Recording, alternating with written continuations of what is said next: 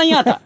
MA वाले BA वाले अच्छे से पढ़े लोगों को देखना, जब किसी की शादी ब्याह करनी होगी ना तो वो क्या कहेंगे, अरे कैसा कार नंगा रह गया, अरे वो ओला बुलाओ, रे बोला बुलाओ, जो भैंस चराते रहते तो वो फिर बुला के लाएंगे तो वो करवाएगा। तो तुम्हारे पढ़ने लिखने का क्या मतलब भाई, सब कुछ नए रस्म तो वो करवाता है, तुम्हें हमारे पढ़ने लिखने का मतलब क्या रह गया।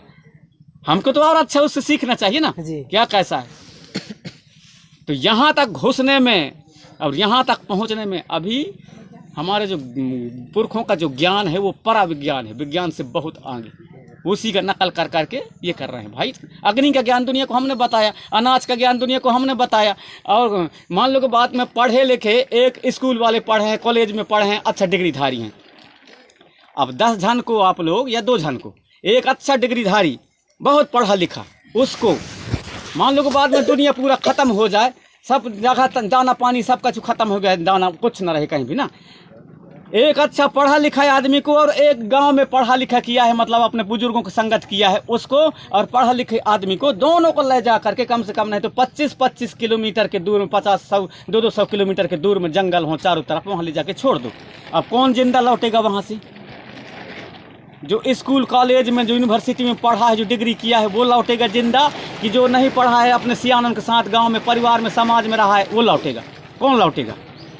वो जो पढ़ा लिखा है वो कब भी नहीं लौट सकता।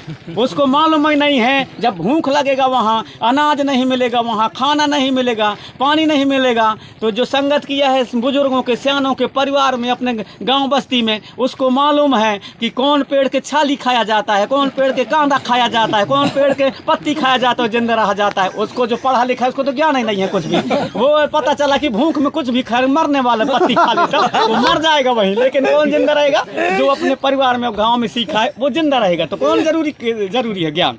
ये ज्ञान जरूरी है। हम नहीं कहते कि पढ़ाई मत करो, पढ़ाई करो, मैं भी तो MA किया हूँ, डबल MA किया हूँ ना, लेकिन ऐसा नहीं है कि हम पढ़ाई के मारे में इतना किया हूँ, इतना पढ़ लिखे तो बड़ा भूख हो गया, कुछ नहीं है। तेरे पास पुस्तकीय ज्ञान है, ज्ञान कहाँ से आएगा? ज्ञान आएगा हमारे संस्कार, आएगा हमारे पुरखों से, वहां पर बैठो, वहां पर सब कुछ किए, तब हमको ज्ञान मिल पाएगा। असली चीज हमारे नानी के पास ज्ञान आएगा।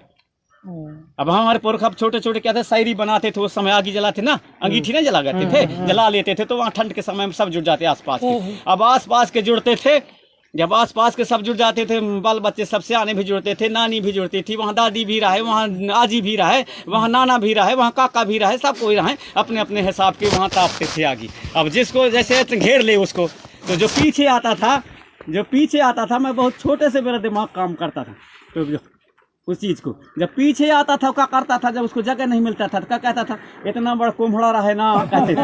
उसको धीरे से हाथ घुसेड़ता था ऐसा, और दोनों तरफ बढ़तिया लगे, फिर बढ़ते करके 2 झटके गिरा के फिर आगे हो जाता। वैसा ही हाल हमारे समाज का हुआ जी।